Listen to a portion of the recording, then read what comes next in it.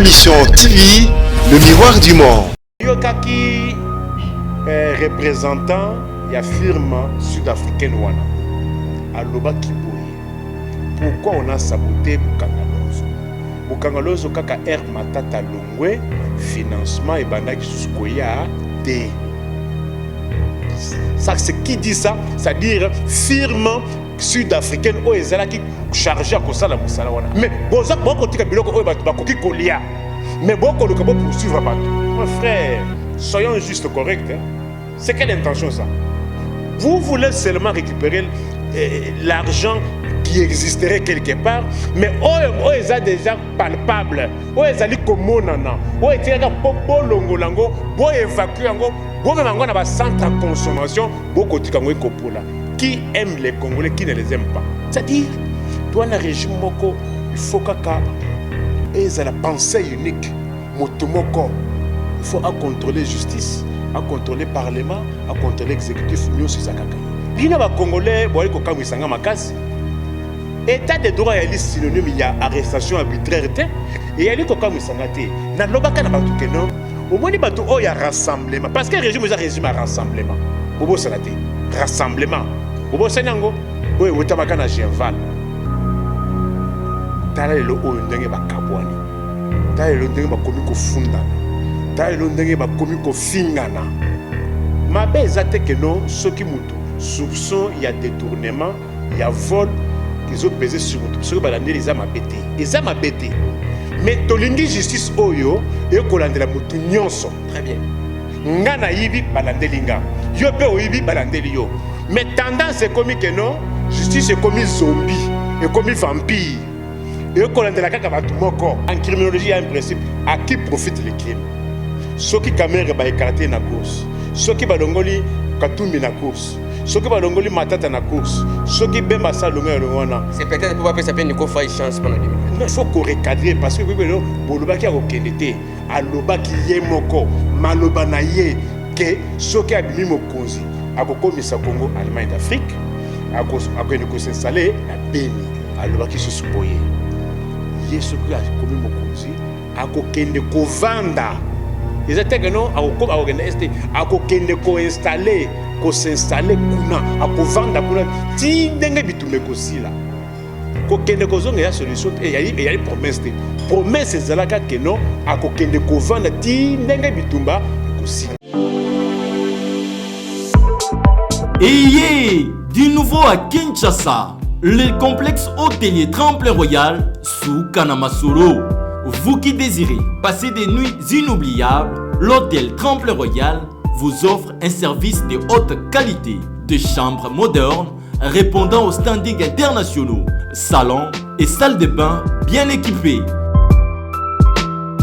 Votre sécurité est assurée, les portes électroniques et même un coffre-fort dans la chambre.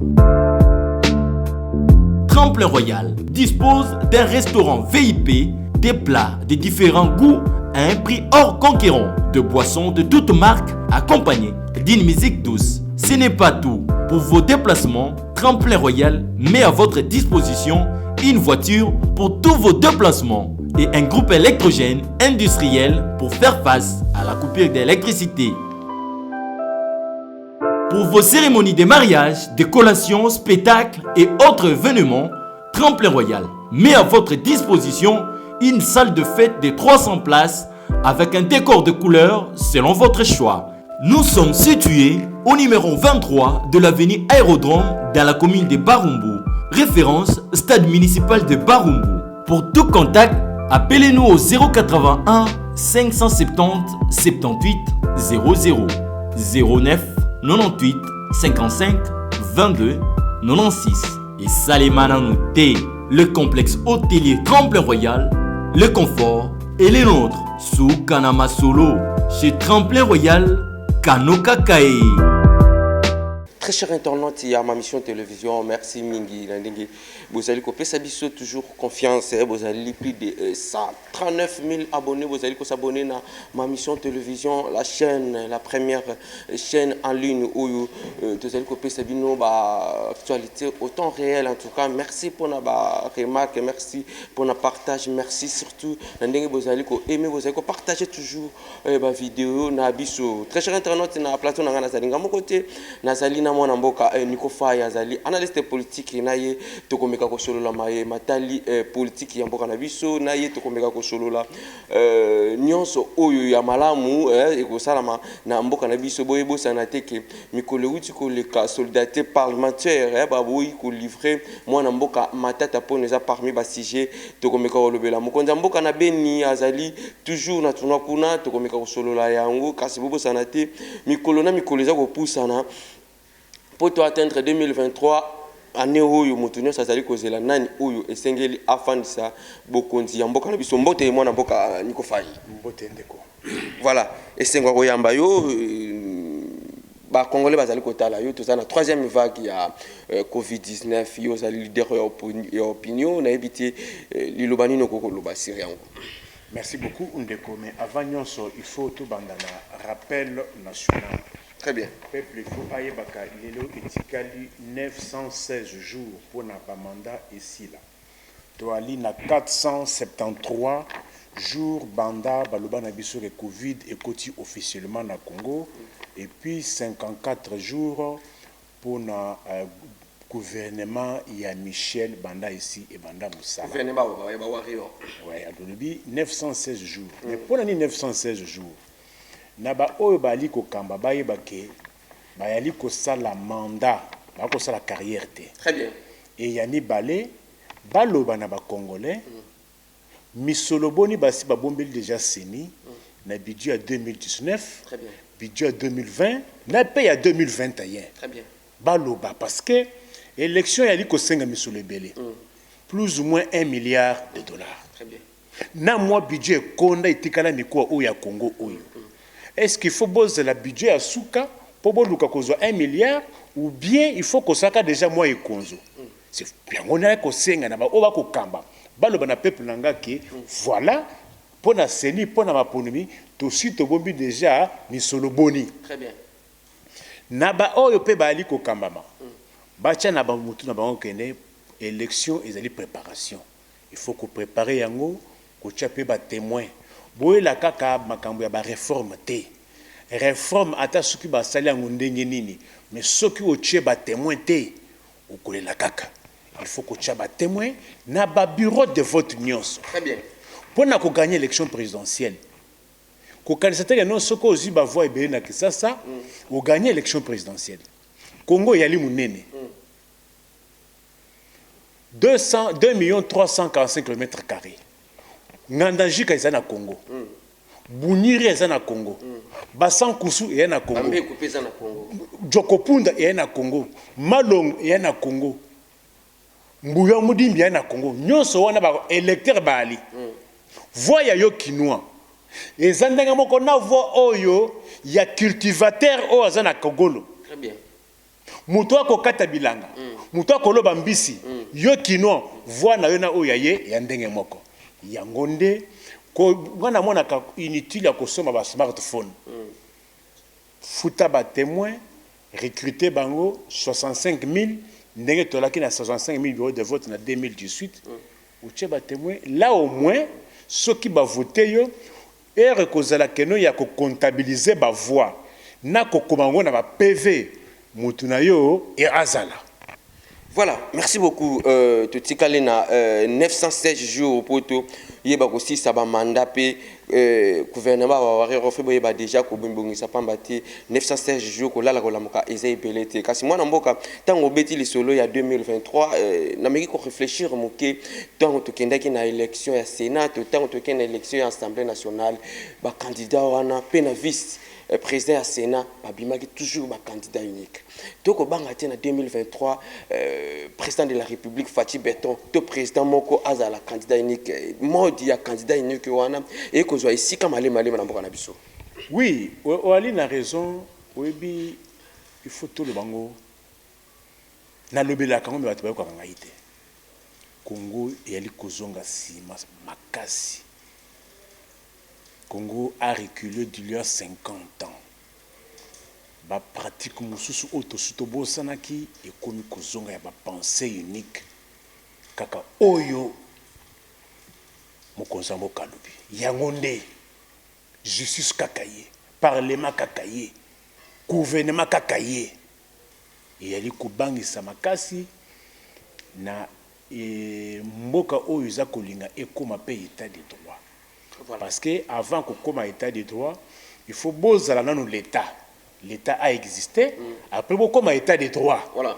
Mais soki toza nanu l'état te mais tokoma état de droit ndenge nini état elingi koloba nini il faut l'état population azala territoire ezala et gouvernement il faut ezala reconnaissance internationale il faut ezala mais na théorie ya lelo ezali ko évoluer donc soki la kana ba élément wana te soki lelo l'état ali ko sala musala o ya yete to ko na l'état non état yango ne to komi lelo parce que l'état est incapable de sécuriser la population l'état est incapable de foutre sous batu lelo un paiement est commis presque partout et commis net règle paiement est commis exception oui bi que air to ko sala émission awa ba infirmier nyonso ba ke grève infirmier nazana buleki nanga akobela makasi azana hôpital ngaliema et ba infirmier bazate docteur nda okende koluka fiche ne esala mandenge nini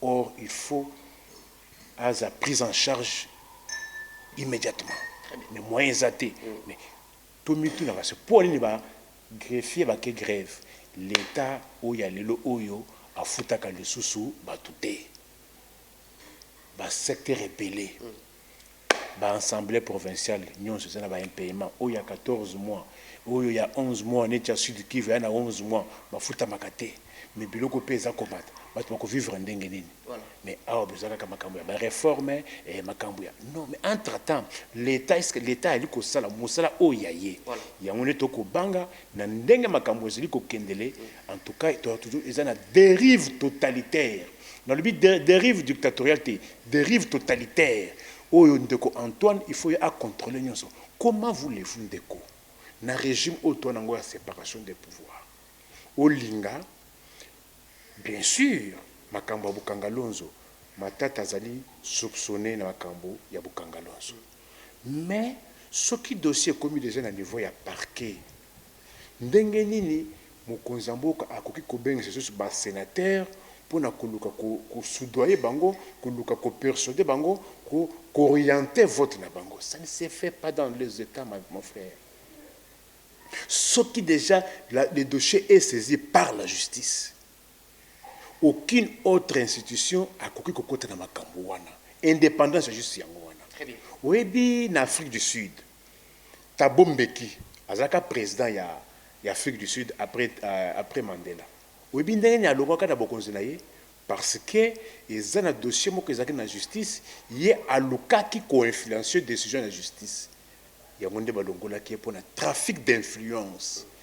Makamoto komona, je ne dis pas que matata yibi bien yibité, mais mboka ezali ko kamba na mibeko le binini, motaza sénateur, ce qui parquet ana posa ko landa sénateur, ce qui parquet ana posa ko landa la nini député, il faut qu'on komela bureau et assemblée ou bien bureau et sénat. Mais au union sera comme mokonzi mboka. C'est un peu c'est dangereux pour la nation.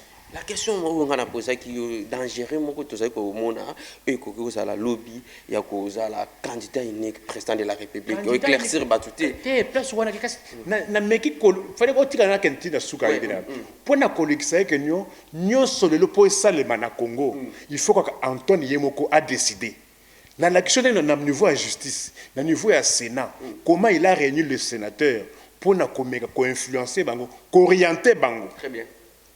Talandeko ba condamnation autokomona lelo awo. Tala dossier net ya Vital Kamerhe. Ngai balobaka ke Kamerhe yibi mbongo. Nazaka tenter ya konima keno ayibi mbongo parce que misala telemaki, basoto moto telemaki na mbongo oyo bakutaki. bakutaki plus ou moins 1 milliard de dollars, 1 milliard 200 de dollars. Babandi pe musala sans qu'il y ait un gouvernement habilité à causer la dépense. Donc Moni Antoine a un régime le 25 na alobi babanda misala il y a un mode d'urgence. Très bien. Ce qui est déjà et ça la maka.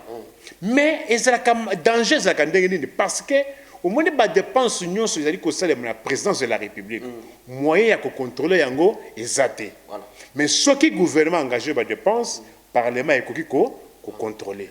Mais le régime au toi nango dépense union sur le lait 9 mois au présidence de la République et ça la dépense muto akoki ko contrôler yango en réalité. Voilà. Après tout d'un coup tout le monde caméra bakangi. Et ayibi mbongo 57 millions. Mais tu sais comment on a procès yango Jamal. Jamal a zone de makeno nazo kimbongo. Nasi na bandaki musala. Bati kanga ba pesa ngata nasi disa musala. En plus, payer mon Antoine. A Kenya déjà na Kanchach. A ça peut visiter à terrain à mon que le bandaku, il bandaku ya carton et kotongam. Nazaki pour démarche on a construit Kolonga awa monsieur la congolais ba kende ko somba ba carton na Turquie.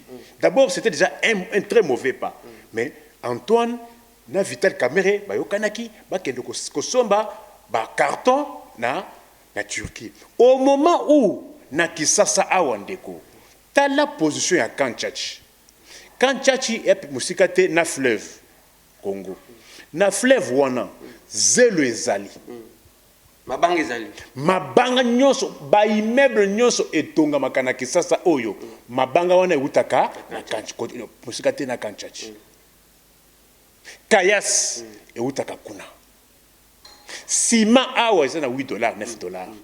Kasi ndenge nini bino bobo ya kosomba kotonga bandako a matériel. Le programme ezalaki ya 100 jours quand même. Peut-être na ba carton oyo bengi ba carton wana ngeko za moi plus rapide que kotia ba mabanga parce que mabanga esengaka fondation tout ça pour qu'on mata yango plus rapide. Soki bosali commande lelo na Turquie. Ata soki ba sombi biloko. Kaso bochango na mai pour comment kosonga combien de temps? Pesa la réponse te 3 mois. 3 mois. Est-ce qu'on a 3 mois? Mabanga oya awa, ba brique oya awa. Dans un mois boko tonganda côté. Boko tonganda côté. Ndako 3 chambres, salon, salle de bain. Soki makoki maali. Dans 2 mois ndako kosila te. Kosila. Kasponi no bo préféré que nous sommes ba carton na ba biscuit na Turquie. Tala lelo oyo, monsieur la congolais et bunga bango moko ba komiko kopotana. Et il y a des gens na lobaka na batu kenom au moins batu o ya rassemblement parce que régime est un régime à rassemblement bobo sanate rassemblement bobo sanango o wotamaka na Genval tala lelo o ndenge ba kabwani tala lelo ndenge ba komiko fundana tala lelo ndenge ba komiko fingana kamera azalaki Antoine Azalaki, Fayulu Azalaki, Katumbi Azalaki, Bemba Azalaki, Muzito Azalaki, Moussoussa Kenda Badouan, Matungula Azalaki, les lobes sont ensemble, les 7 patrons de l'Anganga Star.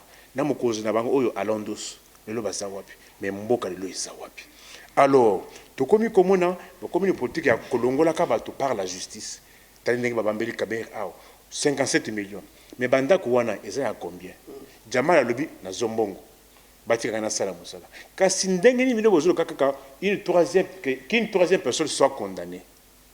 Ndeko nikoto mekana ko kinimba to ameka ko avancer na même idée wana to moni justice ya mboka et kateli mwana mboka sur 20 ans et longoli moi 7 ans quand même atika na 13 ans bien que aza déjà na malchance ya kozala na course ya 2023 mais au moins ba 4 mois 13 ans wana ezali quand même ko soulager ba imboka.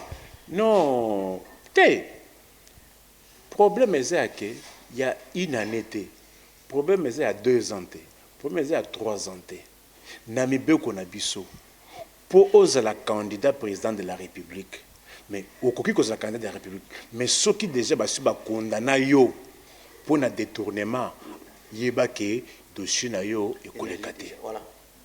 Ceux qui sont condamnés pour la corruption, dossier na yo et kolekate. C'est le cas avec Jean-Pierre Bemba.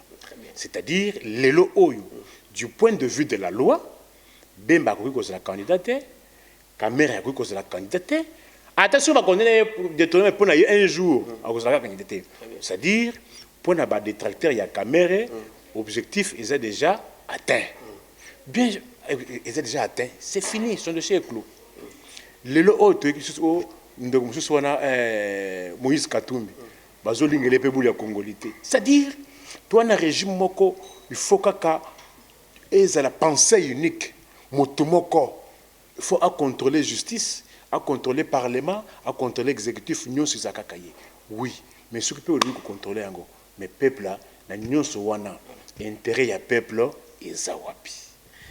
Voilà, tout mes cas avancé moi c'est par rapport à président de la République na Beni ba congolais ba lobaki ke mokonza mboka kitaka na est mboka te to moni akei na Beni asololi na ba journaliste azosala ba par ici quand so azali kotambola yo en tant que congolais quand même et loko wana to lobaki ngo mingi lelo to moni akiti na Beni te il faut faire la part des choses il faut kozalaka na habitude na yako et loko il faut beau rapporter yango ndenge ezalaka ndeko Antoine avant koma mokonzi ya Congo asalaka ba promesse ya liboso akokomisa Congo Kinshasa neti Allemagne d'Afrique oyo bandeko FCC bakokate pendant 18 ans ngai bome makambo ya Congo kaka esukela kaka na FCC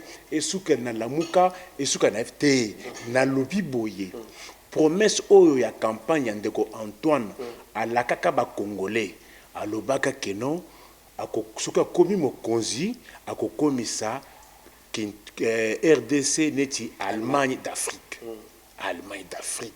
na budget o wapi moi budget soki a 2 milliards soki a 3 milliards konda bo etikala mikwa ndeko comme Allemagne d'Afrique oui budget social ya Allemagne 260 milliards mais awa bino bwana ka moi budget moko soki a 2 ou 3 milliards non exécuté awa makambo ba 8 millions bokomela pema alobaki susu boye ye soki akomi mokonzi akokende kovanda ezateke non akokende este akokende s'installer kuna akovanda kuna ti ndenge bitumbe kosila kokende kozonga ya solution yali promesse ezalaka ke non akokende kovanda ti ndenge bitumba ekosila on est parole politique na ligne kaka partir bon il faut qu'on recadrer parce que bolobaki akokende te alobaki ye moko maloba na ye ke soki abimi mokonzi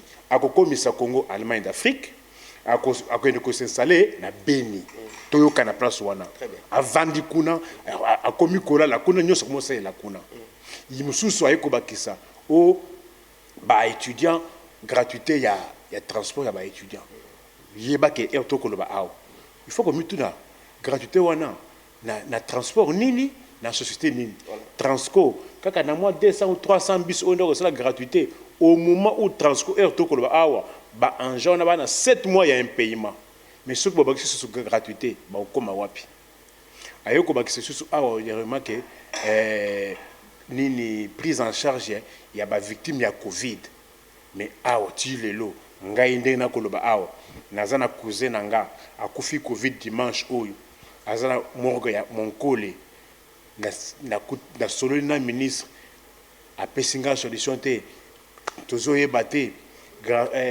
prise en charge wana ekobanda mokolo nini parce que ngai na sina futi déjà 1,2 million kaka pona 2 jours 16 jours ya mort par jour tozofuta mbongo kasi prise en charge wana en bref to lobaki mokonza mboka promettre belé mazo réaliser moi je vous donne les faits vous appelez congolais te vous êtes congolais na biso que non alobaka que non akomisa ko RDC Allemagne d'Afrique yo moko sala non est-ce que RDC comme Allemagne d'Afrique alors que non a s'installer alobi que non gratuité il y a quand même na est bandi ko kota gratuité enseignement et bandi pe ko fanda muke a promettre ki biso état de droit toujours mona lelo soko yibi bakangi yo quand même moi ba signon wana quand même ils a félicité yo bina ba congolais boy ko kamwisanga makasi état de droit est synonyme il y a arrestation arbitraire te ngana koloba awa bakanganga parce que na lobaka que non makambo Covid ngo to mona clarté bana bazonga classe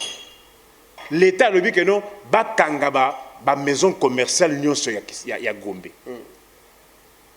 Mais après ça qui solution il y a situation entre bailleur na locataire te muto na magasin tani tu peux tozali awa ce qui est zaka na Gombe ke bakangi yango ce qui basa ba locataire ba ko futa mbongo boni oyebi ke na ba restaurant ya $10,000 e bali na Gombe wana mais $10,000 par mois bato basali 5 mois ba te quitter $50,000 américains nyongo wana ekozala muto anani yo l'état osukeli kaka ke non ba bailleur ba déranger ba locataire te eza nde état de droit pe yango wana état de droit elingi kaka non omoni bakangi muto arbitre non état de droit elingi non l'état muto ko sala musala afuta yepe eza na kati ya état de droit pour sécuriser pe ba congolais eza pe na kati ya état de droit ndeko niko attaque congolais ndenge pe ba ko interpeller ka bandeko ba yiba kimbongo tozala juste est-ce que ils appellent mabe kaka mabe ezate que non soki mutu soupçon il y a détournement il y a vol qu'ils ont pesé sur mutu soki balandeli eza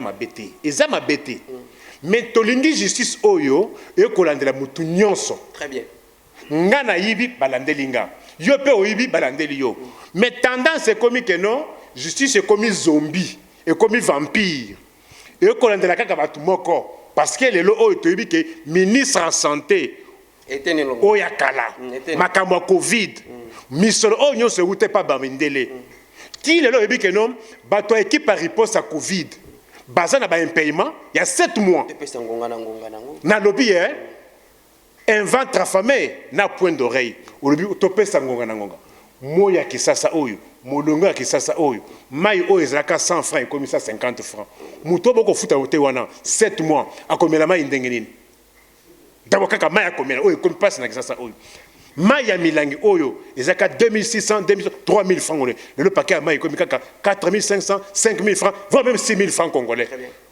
état de droit eza wapi ndete de droit ngona yo soki bakangi muto arbitre oui état de droit moya kisasa oyo pona koso mai ya mulangi oyo ekomi combien 600 700 francs congolais mais mai oyo vanda combien d'années awa eza pe état de droit ko sécuriser pe ba congolais eza état de droit mutu soki asali musala au foutier pe eza pe état de droit ba infirmier ne biso que non ba quelle grève et ne sont pas concernés par l'état de droit.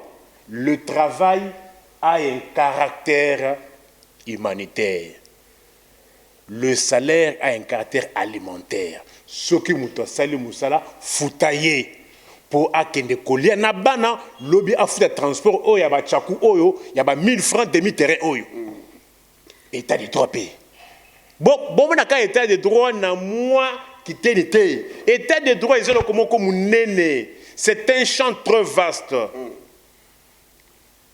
Oui, lac Tanganyika, ça fait plus de 2 mois. Et Tomoki, et côté Libatou. Yo qui l'état zakuna? Batou o ya Goma, ya catastrophe ya Goma. L'état sengi na ba Goma tracien du quartier sur du sud, ba Longwa, ba Kende Musika, batou ba Kimi, ba Kena ba Sake, mais kokote ba Kendaki. Il fallait qu'il accompagnement y a l'état ezala. Yo mona ki l'état kuna. Ba tubaki ba komi na saka te. A côté to kendaki maya komeleza te eloko ya kolia ezate vaut mieux ata tozonga na Goma to kende kukufa na volcan. L'état ezala ki wapi. To moni Michel premier ministre à Congo akape na Goma. Pour premier ministre à Congo mboka oyo bolingi mboka oyo bolingi e koma Allemagne d'Afrique. Premier ministre a $8 millions américains. Alors, toi, on a posé à $8 millions américains. Boka Allemagne d'Afrique, il y a $8 millions. Sony. Alors, état de droit, ils ont beaucoup de belangote. Tanganyika et Tomokaki. Batu bakimi et bomi batu. Assistance à l'état exaté. Talabande connaît pas député provincial sur Congo. Bazana ben paiement et belé. Merci beaucoup, mon amboka. Niko fight zo kende malé poto chité mais mutuna moko na zali kotuna na you en tant qu'analyste intellectuel. Quand est-ce que mutakoyi ko sana 3 ya carte visa parce que sur la carte visa na et petit patron quand est-ce que mutakoyi ko sana 3 ya carte visa? Omoni Et il y a la pratique mususu ezalaka aussi ezalaka na bato oyo bazana revêtu na qualité mususu. Tu peux être président de la République, oui. Tu peux être premier ministre, tu peux être président de l'Assemblée, du Sénat, ministre, DG. Quand tu es en fonction, tu peux être bénéficiaire d'une carte pour faciliter, comme il y a une loi interdisant Moutou, Abimisaka, 10 000 au-delà de 10 000 $. Si ça existe et que ces pratiques-là sont normales, qu'elles sont autorisées, qu'au moment où on est en fonction, bah, quand on désactive aussi, tu n'es plus en fonction. Mais ndenge balobaki que non, bato ebele bazali kosalela yango. Yango na kozela IGF. Il faut publier liste wana. Mais déjà moi, tout le monde déjà oyo bazalaki lokwa échantillon, tout le monde ndeko Shadar yazana kati wana, tout le monde ndeko Sele, bazai moi ebelo déjà 4 personnes oyo bazaki déjà na carte wana bande ko zwango, baza toujours continuer bien que bazaki sur la fonction à l'état. Ozokolo babongo. Omoni ko tokota na ba yangoni eloko ya mutuya IGF d'abord abimisa liste na ye complète parce que ba soupçon ça sera grave. Ba soupçon est na kati wana grave. Est-ce que oyebi que ba soupçon parfois non fondé na kati wana na moni ndeko moko nani Kikaya bin Karubi alobi que non atikala jamais ko bénéficier na carte wana atikala jamais ko sima carte ngo. Mais on l'a cité. Mais c'est ce que moi je dis. Et loko ya liboso, j'ai fait le bâté que non, on a refusé pour ceci. Babi misakaka liste, à la portée de tous. Qui en a bénéficié et à quel moment. Rumeur est à la tête, colportage est à la tête, liste officielle il y a IGF. Tu pas publié yango. Et ils ont coucouté, et ils ont publié qui en était bénéficiaire. Au cas où tu communies bande ko ibeli neti ba Shadari l'état est interrompu parce que baza pe quand même bangolo ya mboka na biso tozo c'est là dans un état bangolo bazala kate. Tout le monde est égal devant la loi. Vous parlez à un scientifique. Je n'aimerais pas qu'on côté dans le débat, il y a des rumeurs. Parce que j'ai même entendu qu'il y a un parmi un qui avait été cité, c'est pour cela, pour éviter le colportage, le rumeur, le radio-trottoir, IGF Abandaka Makambouana a publié une liste complète qui a bénéficié de cette carte et à quel moment. Est-ce que je me fais comprendre? Oui. Au Congo, Lukuta, place de la vérité. On avait entendu ce que le ministre de Kalawana, il y a EPC, Willy Bakonga, qui a 2 millions. Mais Banda Bakangaye, Nandenga Zonga, 2 millions, l'Isola 2 millions, et si là. Mais Makamone Moussouto évité. Alors, il faut le Kuta et comme qu'on place moko na Congo, il faut musala makasi sala na basala en Zambie pour pas délivrer batu. Ya ngona ko senga na Julie Beaufoy, na évangéliste Claude Kabundu Wale, ça basala musala makasi pour na ko délivrer congolais na makambo le Kuta. Parce que dès que le Kuta est commis, oyebi que non ba congolais basiba bana balabala que non Kagame Koufi. Et Kagame Koufi na Israël. Et basala qui opération ya cancer des cerveaux. Bino ba congolais. Alors, on ne gère pas l'État sur base des mensonges et des calomnies. Il faut la vérité. Et vous, les Congolais, vous êtes parmi ceux-là qui contribuent que non, Congo ils ont gagné. Parce que sentiment, na fanatisme et les Kelibino. Boss et Ngaina Binom. Et l'autre, c'est un IGF Lelo. Comme il a parlé de la liste, a bomba liste Wanate a publié de manière officielle, mais que ça soit aussi complète. Voilà. Merci beaucoup. Ma dernière question est liée à la loi Tchani. ils ont eu loi mon que mon qui ango ils allaient qui le cola baise mais le comme que Jean Plaire tiki bah député national bah ça la déclaration pour na ko boycotter loi wana malé bezali ko Jean Plaire na ndenge peut tout monde la makambo ça peut arriver que ba adopter ango conséquences nini to ba avantage nini auto ko joie après avoir quoi adopter loi wana na parlement.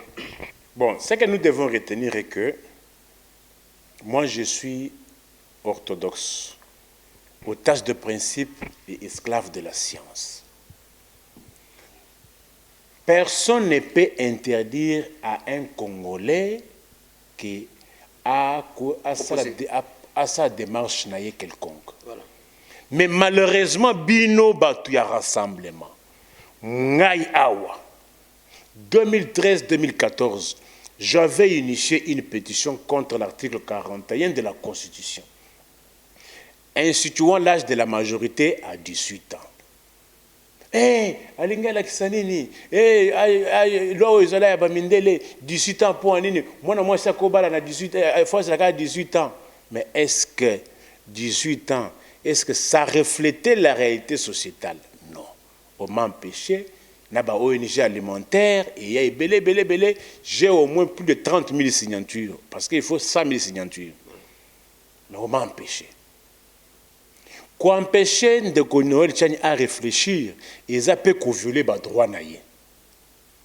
Tel que je suis, tel que nous sommes là. Si toi tu veux initier une démarche contre la Constitution, voilà, contre une disposition de la Constitution, voilà, contre une loi sectorielle, ce que vous voyez Kopekisayo, Chana Moutuna a violé les droits naïe.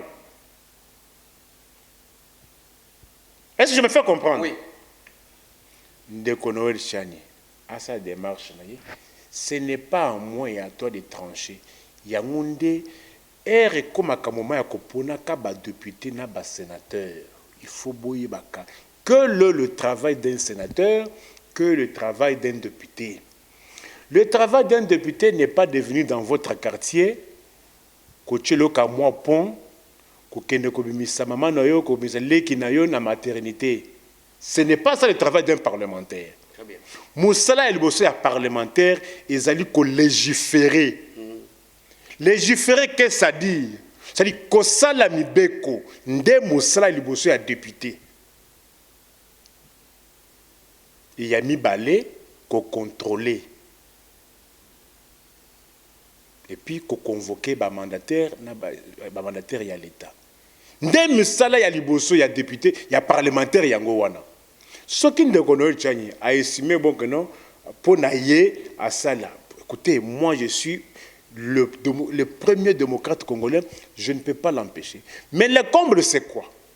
Les mêmes qui initient aujourd'hui des actions contre les autres, ce sont les mêmes hier qui ont aussi interdit aux autres d'initier des actions.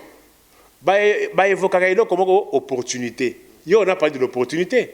Mais aujourd'hui encore, on peut aussi leur opposer ces moyens opportunité. Mais bina ba Congolais, moi je m'en prends seulement vous les Congolais.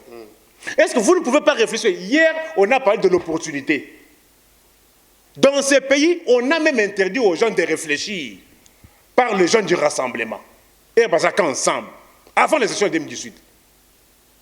On a interdit aux gens de réfléchir. Figurez-vous, mon frère, ce qui est là, Noël Tchania Sali Lelo, ce qui est avant 2018, Kabila. On a vu les gens condamnés à justice. Mais bino bato rassemblement ba sango. Boke ko kuta na centre de bolobi que non pour avant token de maponomi. Il faut na no batika bobenga ba prisonnier emblématique terme bo pesaka bango. Mutu ba condamné à justice mais bozali coexister na no liberté mise en liberté na ye avant bato ken d'élection. Soit disant état de droit. Mais voilà comment ça vous rattrape. Les mêmes qui ont opposé l'opportunité hier, ce sont les mêmes aujourd'hui à qui on oppose aussi l'inopportunité. Congolais beauté yama. N'ayez pas la mémoire courte. Soyons orthodoxes, soyons cartésiens. Aimons le Congo. Ma ben abino ba Congolais commis parce que bo commis ba fanatique et abattu. Ndenge tout le monde a déjà le Syria Kabila, Zalaki air nyonso akoleka yende raïs topesa ye bakombo nyonso eza kozwa kaka yaka monteur tournante te kasi yango nde nakoloba te. Vous, tout ce que vous avez reproché hier, aujourd'hui c'est pire. C'est pire. Or, quand on vient au pouvoir, on vient pour corriger. Corriger. Mais les lots oyo, tout s'est désintégré. Nous se baby makasi. Liberté est sous-souté. Pensée unique. Bayebi mibe côté. Violation en constitution. État de droit exaté, catastrophe, intervention à l'état exaté, salaire exaté, tina maya komilix na Congo, maya komela. Bozo na bino bata ma poste. Mais bo pesa ta peuple moi et le côté. Pouvoir ngo boko luka wana. Boko sa na ngo nini. Parce que tomoni makamyo so ezobe bakaka. Koluka rebongisa social peso senga moi bambongo bandeko bazwa ki joie ki batiaki na ba poche na bango peut-être un moyen en récupérant cet argent là ba moyen wane koko sala pete to fanisa social muntu ayi bambonga bokanga lonzo peuple asofakati lelo ba député ba sénateur ba défendre ye monité que ça pe kaka ba mesure moko ya malamu pona ko récupérer ba mbongo. Est-ce que oyebi ke air to koloba awa dans cette histoire de bokanga lonzo il y a à boire et à manger. Quelques détails. Commission parlementaire et Kendaki Bokangalonso. On a vu le parlementaire. Voilà. Commission Obatinda Kinda Bokangalonso. Bazolo Kotaba Masangu na se. Masangu ese komeli. Et tikali kaka pona kolia yango batiki yango na se au moment ba congolais bazo au moment écolo ya masango ekomi 1000 francs 1200 francs congolais 2000 francs quelque 2000 francs mais pona nini kozwa masango wana komemelango ba kinoa te ezalaki en charge à nani c'est l'état ba pesa ki engagement wana pa ya nani na yokaki représentant ya firme sud-africaine wana Aloba Kiboye. Pourquoi on a saboté Bukangalonzo? Bukangalonzo kaka air matata longwe financement et bandaki sous koya te. Ça c'est qui dit ça? C'est-à-dire firme sud-africaine au ezala qui chargé à kosala musala wana. Alobi dès que matata a quitté la primature, financement ils a sous te. Mais les lots oyo, oui, wana makamyon sona, détournement ou pas. Mais moi et toi, posons-nous la question. Mais masango oyo yali kopola wana, ponani l'état oya lelo, ali kozwangote, komelango bakino, parce que misolo wana ya bakino et à congolais. Très bien. Pourquoi on a abandonné? Mais bozak boko tika biloko oyo batu bakoki kolia. Mais boko luka bo poursuivre batu. Mon frère, soyons juste corrects, hein. C'est quelle intention ça? Vous voulez seulement récupérer l'argent qui existerait quelque part, mais ils sont déjà palpable. Ils sont commonana. Ils sont pour longo lango, pour évacuer ango, pour même ango na centre de consommation, beaucoup de kango kopola. Qui aime les Congolais, qui ne les aime pas? Merci beaucoup, mon amboka Nikofa. Tout le monde a Vital Kamerhe ce dernier temps, on va rejoindre FCC dans la opposition. Pambate baboyiko bimisa mo continent bango. Au moment que ba député na bango bazali na union sacrée, au moment que ba ministre na bango bazali na union sacrée. Démarche wana eko no souffrir INCT. Ngai obi dans ce pays, ce que le but vérité, bon mais ça ko pesa pas ma étiquette. Na tikala jamais ko ebande ko Kamerhe. Na tikala ko mo na ko Kamerhe. Mais enga na tala ka pour ce Kamerhe ici. Sur le plan des droits, Kamerhe ne peut pas être condamné. Ce qu'on a vu, c'est tout sauf les droits. Comment voulez-vous dans un dossier, il y a eu un contrat entre l'État et un privé. Le privé vous dit que non, j'ai repris l'argent de l'État. Très bien. Nazumi solo ya l'État. Ngai jama nazumbongo wana. Nazana mbongo wana. Nasina bani peut ko dépenser. Mais en vertu de quoi, bokende koluka une tierce personne à côté peine à 4. En plus, il y a un faux débat, il y a contrat. Mais s'il n'y avait pas contrat, En vertu de quoi Antoine, président de la République, a kendaki quand Tchatch, qu'on visitait Banda, carton, qu'on appréciait, qu'on le bapé que non, baba qui s'amoussous, s'il n'y avait pas contrat. En plus, on a vu des correspondances. J'agis sur instruction du chef de l'État. Les correspondances, on les a vues.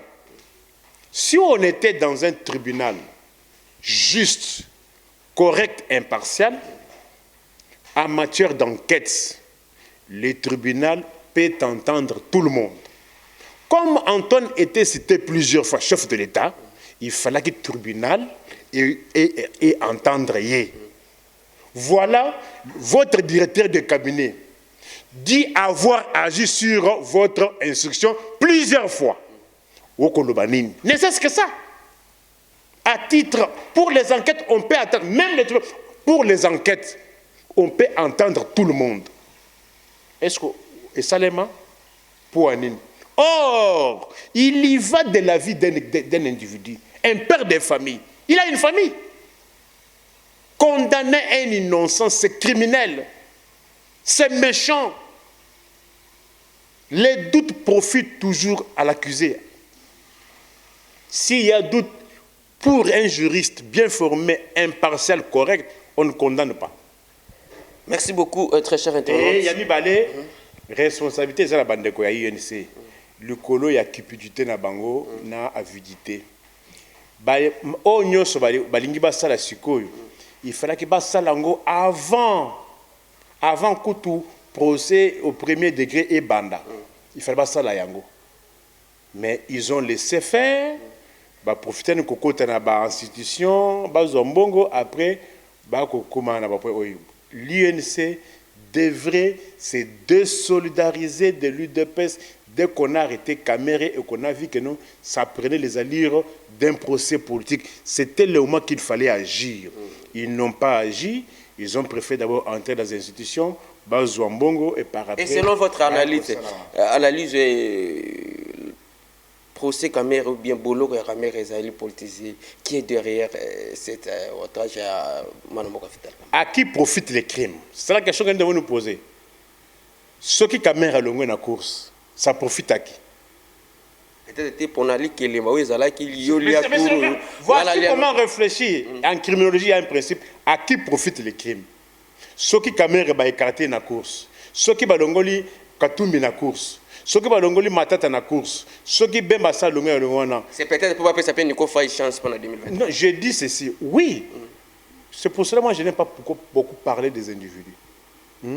Parce que mettez-vous en tête que place où le Congo est commis les lots, Bino Congolais avant 2018, on vous a vendu du vent. On pensait qu'après Kabila, Congo est comme Allemagne d'Afrique. Mais tala les lots on est beaucoup koufi. Tala banzela qui ça c'est Zawapi. Au soit qu'on a venu pour Kabaka. Au soit qu'on a maison de la Bible na Matongé pour Kota avenue Jakarta. Tala ndenge zelon. Attends ma kolokota mbolate. Tala avenue Victoire. Avenue Kimwenza. D'ailleurs, tout ça, avenue des Huileries. Avenue Diman, Aonazigida. Avenue Bongolo. Avenue Boussou-Diano. Avenue Gambela. Éthiopie. Ezana Etanine. Maï au pur. Et vanda bamboula 100 francs. Augmentation à 50%. Maï o ya milangi bozali ko obligé ba Congolais ba melaka mai ya milangi. C'est comme si bo futaka bangongo po ba mela mai ya milangi. Et comme combien? 700-600 francs congolais. Augmentation à combien? Mais c'est après Kabila, non? Les lomboka oyo, les lotala les oyo. Oui, les commis combien? Attends que Congolais ceux qui le lomboka Joseph Kabila après on a pouvoir, vous serez d'accord? Non, écoutez, moi je suis homme de principe. Ngai tangelanga mibeko. Ngai constitution oyo kombo ya mutu ezate. La loi a deux caractères, impersonnel et général. Moi je me conforme à ce que la loi a dit. Mais j'ai voulu juste vous donner un exemple. Voilà ce qu'on nous a fait croire. Qu'après le Congo deviendra l'Allemagne de l'Afrique. Mais le Congo est Bongi, et Baby, ou bien Telemi. Et Baby Makas. n'ayez pas foi osé pour na kolobango bato ba kufuta malisusu te ba grève presque partout banzela ekufi insécurité. Dites-moi si l'on vous donne les stylos rouges au côté qu'on peut ça combien? Na au côté te parce que tous un moment où état de siège ezali, tous un moment où tous ali na ba état d'urgence ya Covid-19 Goma et catastrophe naturelle ezali ko sala makuna to ko pesa bango contre comment au début du Covid l'état congolais a salé le peuple nini pour na Covid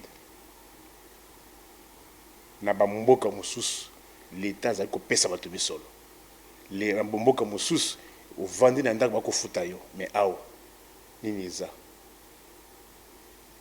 na ba mboka mususu ata pona kozwa vaccin bazo ko pesa mbongo pour okende kozwa vaccin. Merci beaucoup. Ngai awa na okende kozwa $25 lobi ya banque mondiale pour la Covid mais l'état o ya bino soka azali apesi nini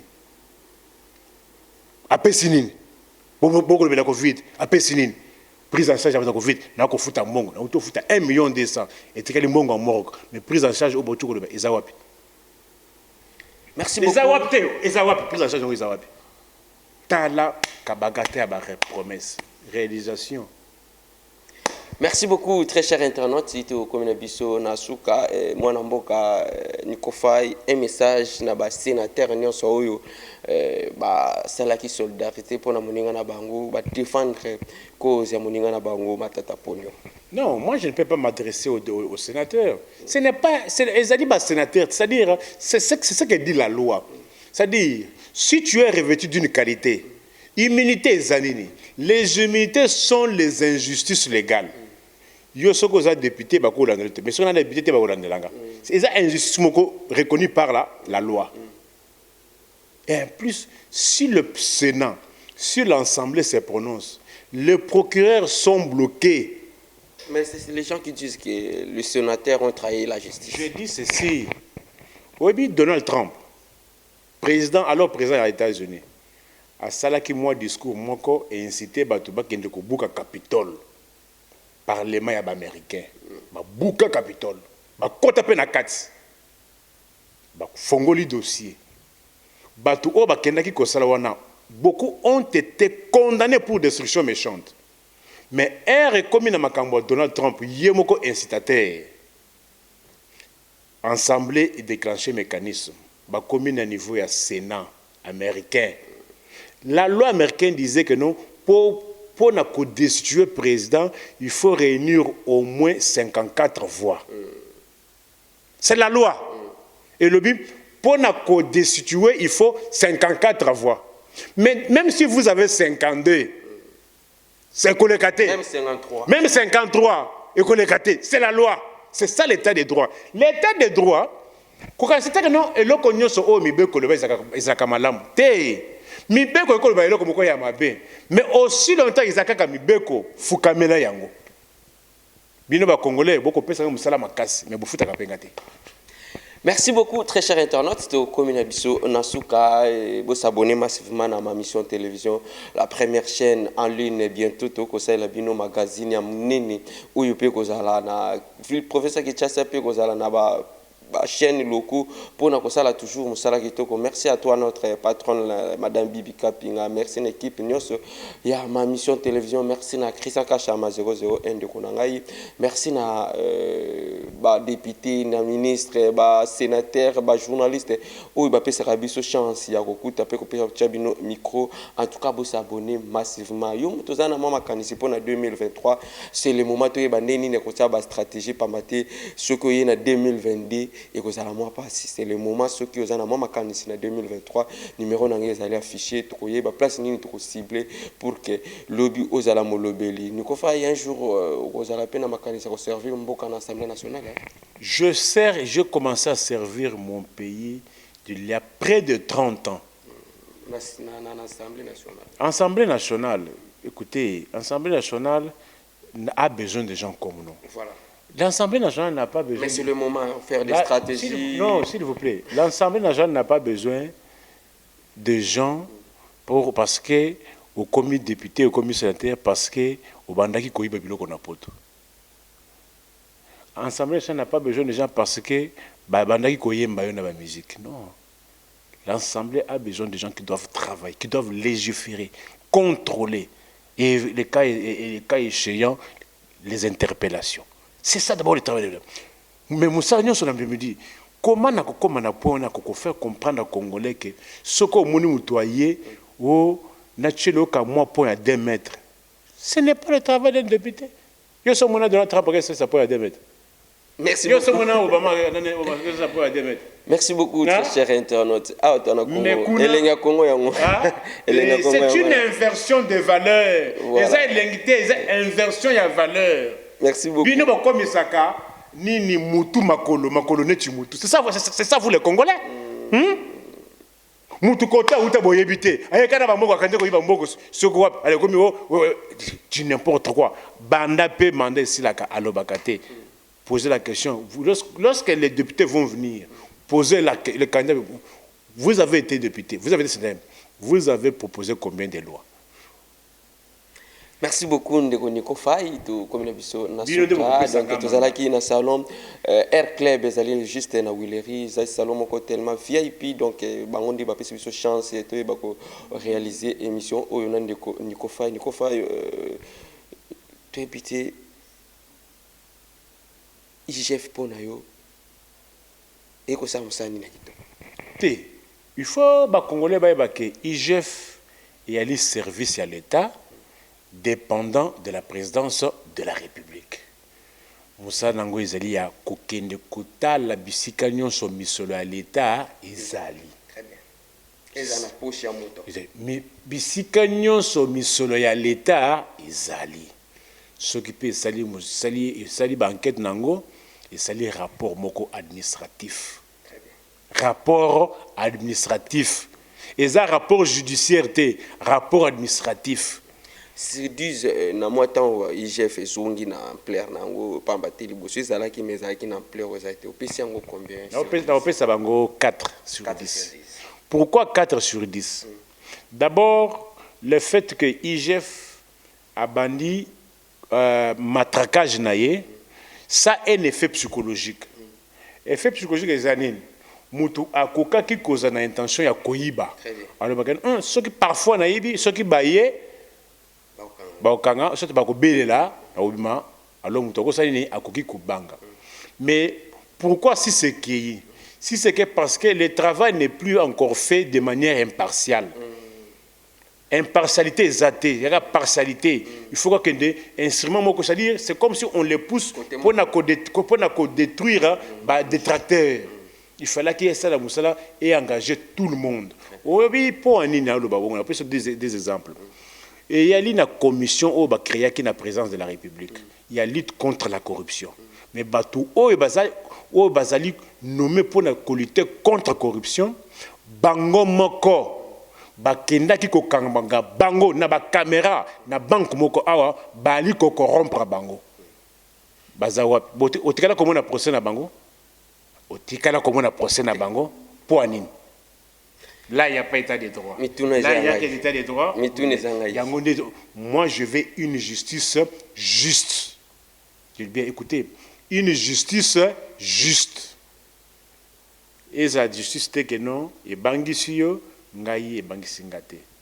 À ce moment-là, j'aurais donné 9. Mais comme on est tendance, il y a une liste où on a publié intégralement. Et ceux qui peuvent publier en gros intégralement, la pratique ou est permise ou pas. Très bien. Tu connais la vision na suka, tout le monde est imbalasima, pour s'abonner massivement. Plus 243 81 64 44 165. Plus 243 81 64 44 165. Merci beaucoup. Tout comme une na suka, vous s'abonner massivement. Tout le monde est bye. Et du nouveau à Kinshasa, le complexe hôtelier Tremplin Royal sous Kanamasuro. Vous qui désirez passer des nuits inoubliables, l'hôtel Tremplin Royal vous offre un service de haute qualité, de chambres modernes répondant aux standings internationaux, salons et salles de bain bien équipées.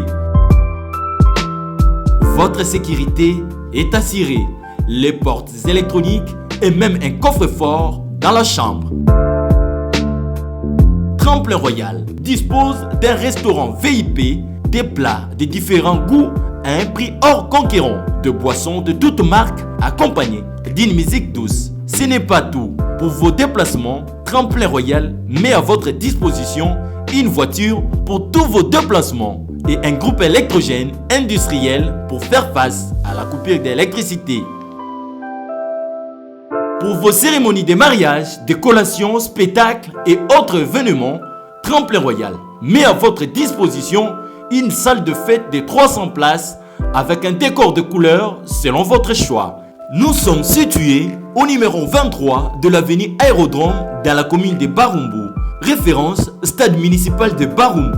Pour tout contact, appelez-nous au 081 570 78 00 09 98 55 22 96 et Salimana Nouté, le complexe hôtelier Tremplin Royal, le confort et les nôtres sous Kanama Solo chez Tremplin Royal Kanoka Kae.